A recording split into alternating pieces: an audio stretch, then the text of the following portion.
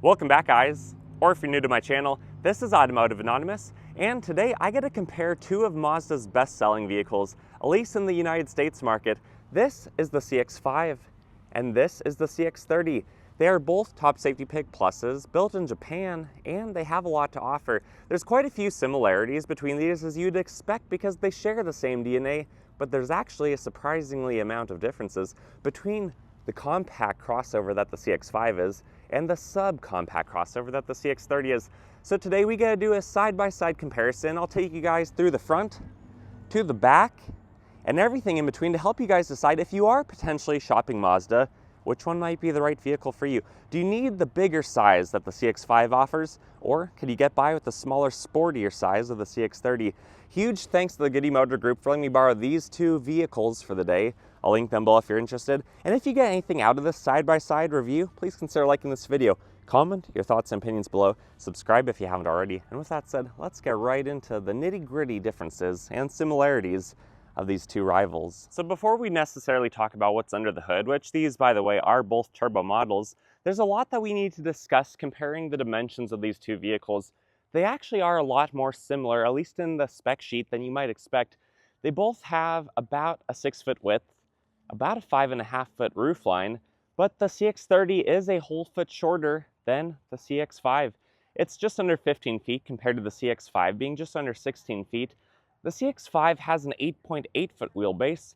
The CX-30 actually has a pretty impressive 8.6 foot. So they're both stable on the road. They both drive very sporty, and having that wide or that long wheelbase really helps the stability of these vehicles. So where does the extra foot come in? Well, it really comes into the storage, which you'll see soon enough, and the back seat room, making this the subcompact. So this one compares to things like the HR-V and the Subaru Crosstrek, whereas the CX-5 compares more to the CR-V and the Subaru Forester, or even the Outback almost. So there's a few substantial differences between these, but ultimately they both drive really well. The CX-5 has over 8 inches of ground clearance, or roughly 8 inches. Meanwhile, the CX-30 has 6.9, so they both have enough ground clearance. I actually have driving videos in the winter of both a turbo and a non-turbo of each of these vehicles, and spoiler alert, they both do really good. The all-wheel drive system is actually quite adequate on these. But now we need to move on to what's under the hood. This is the same engine.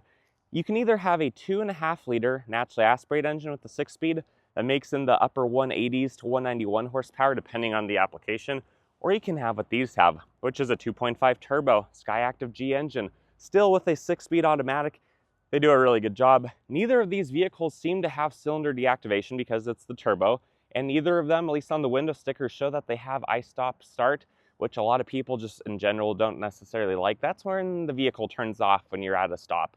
But look at how much higher the engine is in this smaller bodied CX-30 than it is in the CX-5.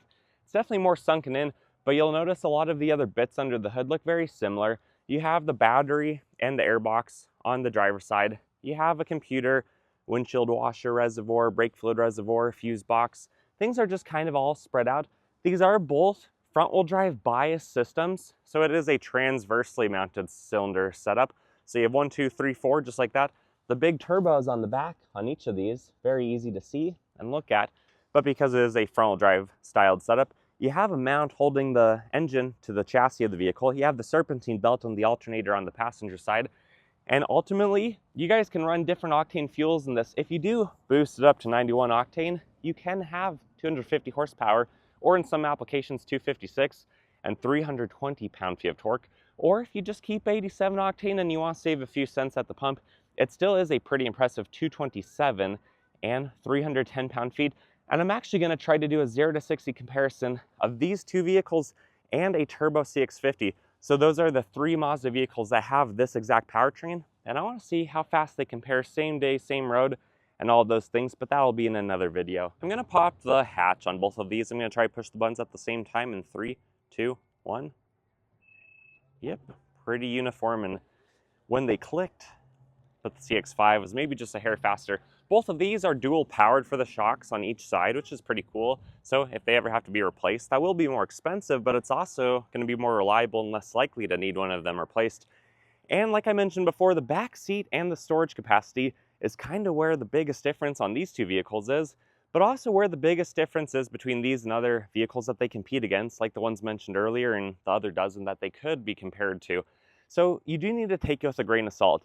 These are not going to win in every single category. They are going to be a little bit smaller in both dimensions, even for the class of vehicle that they compete against. But there's a lot of luxurious upgrades, the sportiness in the drive, the performance that they're offering. There's a lot that you are going to be having in these that you don't necessarily get in other vehicles. So let's start with the smaller CX-30. Back here behind the second row, you have 20 cubic feet of room, so nearly as much as a Subaru Crosstrek. And when you drop the seats, you actually have about 45. But the seats don't want to fall very far unless you have the front really pushed forward. So you can really see that's where the tightness comes in.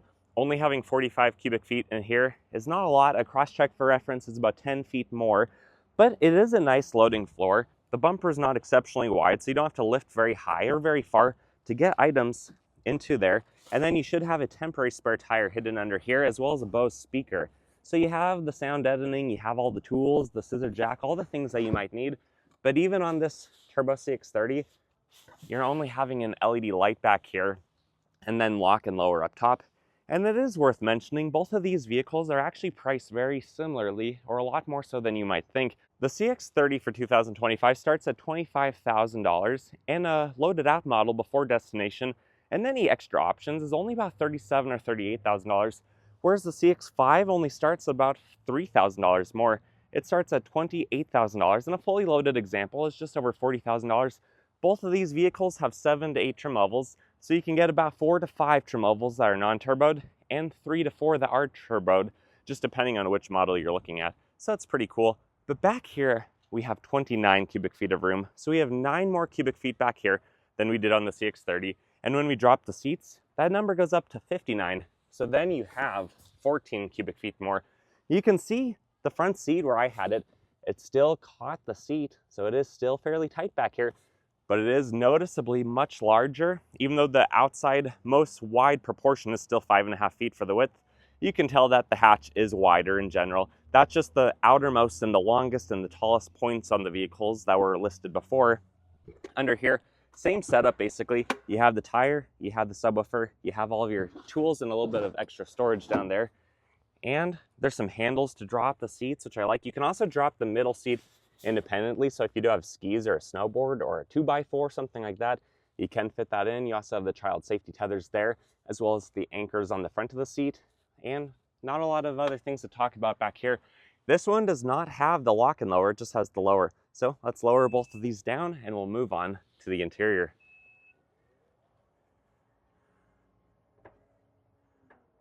But as we work our way into the interior, it's worth mentioning that the gas door for both of these vehicles is on the left rear fender, or the driver's side. The gas tanks are also a little bit small because, again, there's just not a lot of storage capacity in these size vehicles. So on the CX-5, we have a 15-gallon tank. On the CX-30, we have a 12.7-gallon tank. Both of these vehicles, because they do not have cylinder deactivation or auto start-stop, they are going to be a lot more reliable than a lot of the competition, especially in the year 2025 and what those systems are in place doing to the engines long-term potentially. But because of that, their MPG is not stellar. They both are rated at 22 city for this turbo model. It can be a few MPG higher if it's a non-turbo, but honestly, because the engine's going to be working that much harder, the non-turbos don't actually get much better MPG. And then on the highway, this one is rated for 30. This one is rated for 27, so their max road trip and range on both of them is around 420 and about 435. So that's good enough, and it does it fairly efficiently. But when you have a turbo and you have the power that these put down, you shouldn't be surprised. They both do well below a 7-second true 0 to 60. A little bit of wheel spin. Whereas the non-turbos in my area at some altitude, these are usually in the high 8s or low 9s. These can be over 10 seconds. So the turbos definitely shave off about 3 seconds of acceleration. And when you do go turbo model, you have some pretty big wheels. The base models of these have about a 17-inch wheel, but these have a 19 and an 18. This has a Terenza tire. This one has a Toyo A36.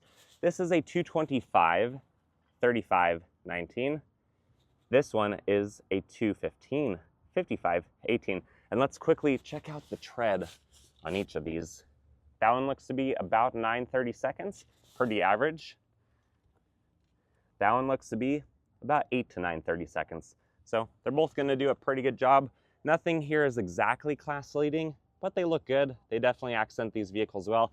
I personally do like the painted fender well on this one more than the cladding on this one. But hey, if the CX-30 wasn't a good design, why would Ferrari have copied it and spent millions of dollars developing their version of the CX-30?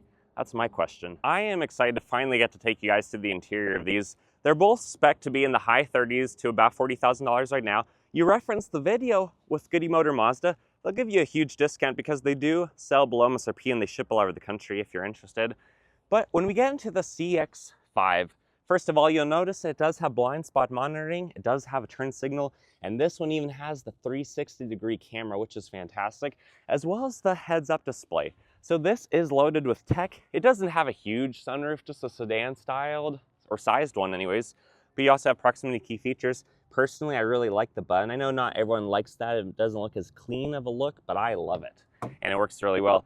The door panel, very black, very soft touch. Bose speakers, Mazda does Bose really well.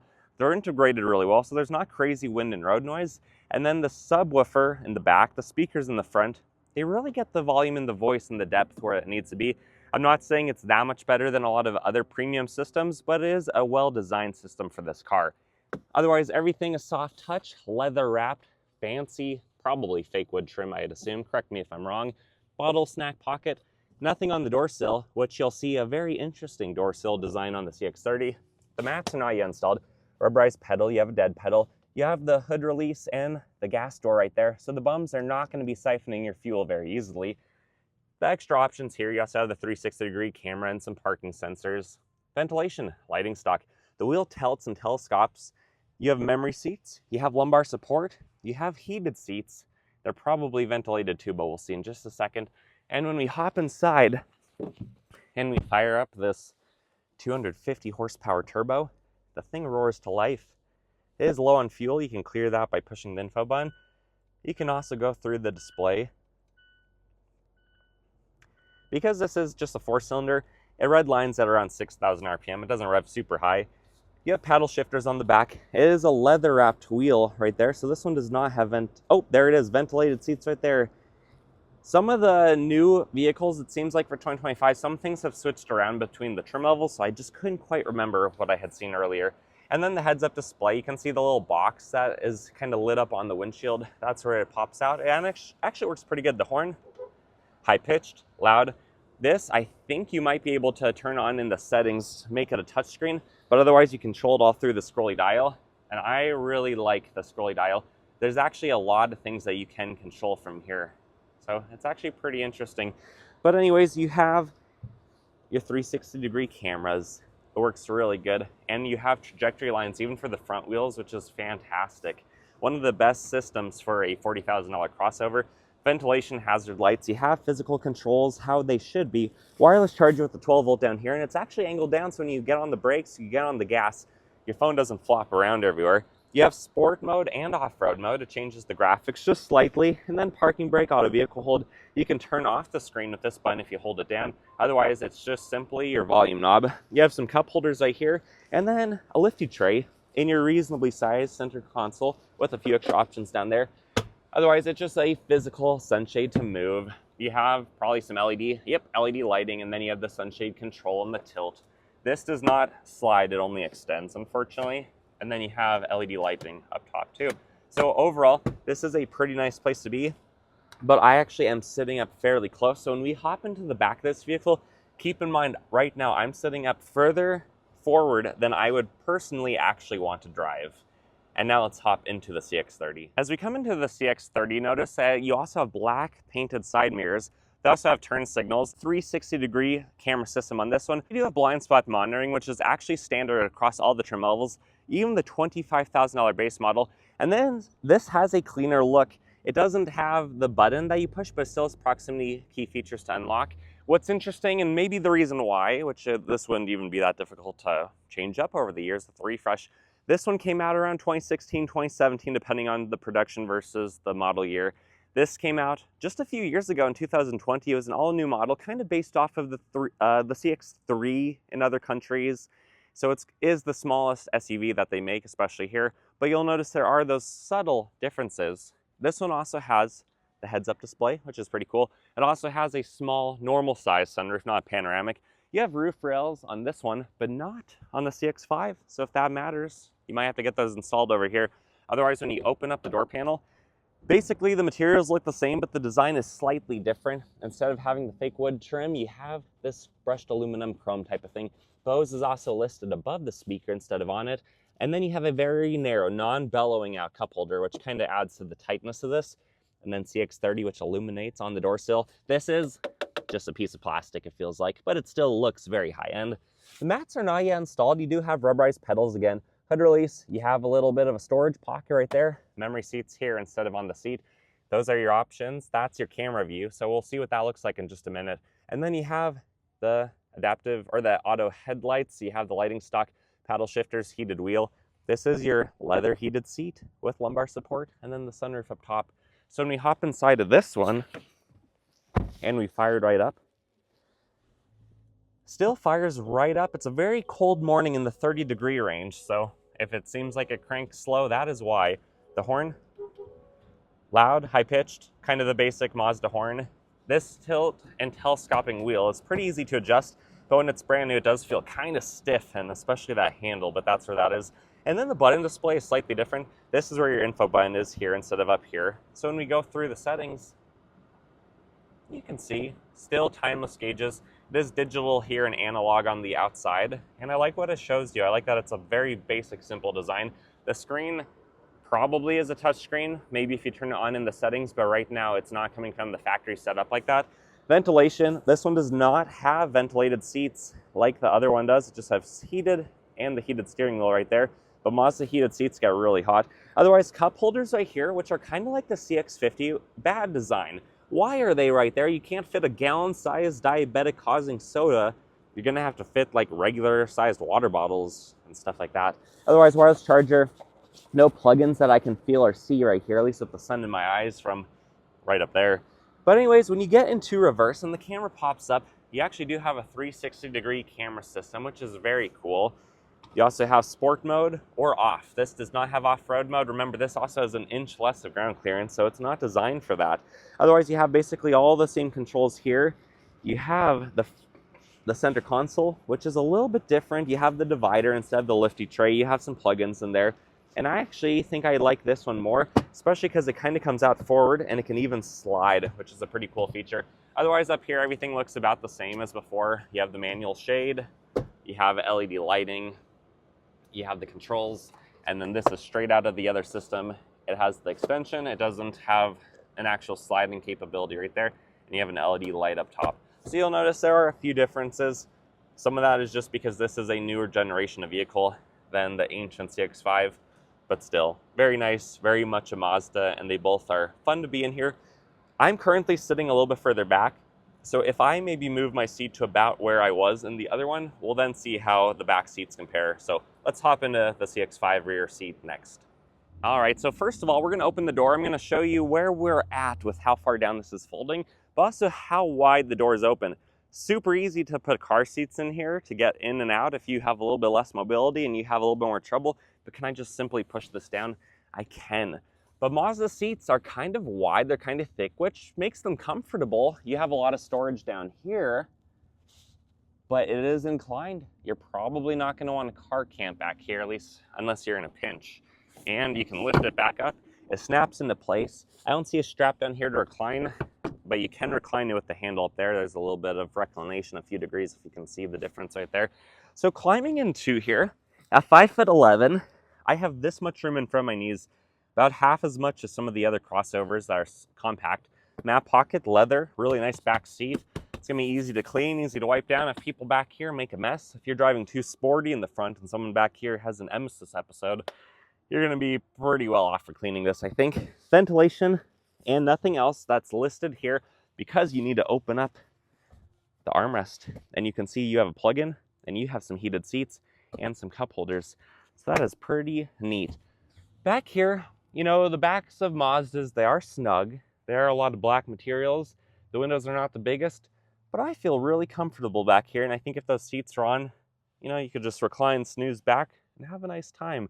So let's see how this difference between the CX-5 is into the CX-30 and if we feel too cramped in that one. Soul red crystal metallic paint sure is a beautiful thing. And here we are, huge wide opening door. So basically you're gonna have the same benefit. It might not be as wide opening as the CX-5, but it still is better than a lot of other vehicles.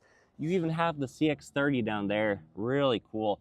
But this is where the seat got to. So with the seat in the front in about the same position, let's see if I can push this down. Oh, I actually can.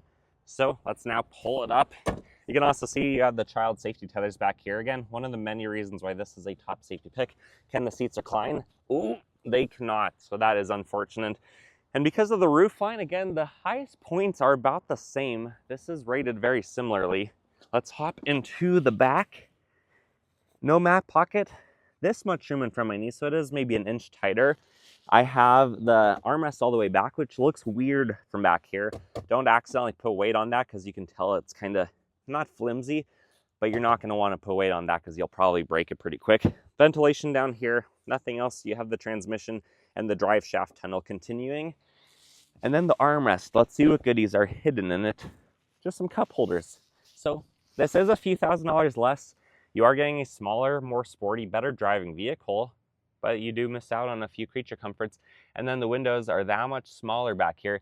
Also, my spiky hair is basically rubbing the roof line, but at least I have an LED and a handle to hold on to. But it is quite a bit tighter back here. I could easily drive, you know, from one town to another right in the back of this, but I don't think I'd want to go across the country like this. This feels like a subcompact sedan, like a Toyota Corolla or a Honda Civic. All right, guys, ultimately, these are both really good Mazda SUVs. They're two best sellers side by side, competing against each other. I know some of you guys are very brand loyal. Some of you guys aren't. You just want to go to the best product. These are both really good products. I don't work for Mazda, so I always recommend that you test drive the competition. Go test drive the other several Japanese automakers. Go drive a couple of the American ones. Test drive the German ones if you really want to spend some money and you want to compare the sportiness of this to an actual higher end sporty car. And I think you'll realize that this is actually very similar for a much lower price. It's also probably going to be much more reliable. These Skyactiv engines and 6-speed automatics are starting to seem kind of ancient. You might feel that while you're driving it, but the trade-off is you're going to be spending less time at the repair shop because these are very proven platforms. So you guys, I want to know your thoughts. I want to know your opinions. If I said some fumbling words in the 30-degree weather out today, please correct my mistakes, my errors, and comment them below to add more insight to other potential buyers. Anyways, guys, I wish you had the best. If you got anything out of this video, please consider liking this video. Comment your thoughts and opinions below. Subscribe if you haven't already. And I hope to see you again on the next one. Anyways, I'll link Goody Motor below. They're a fantastic dealership to work with. With that said, take care, guys.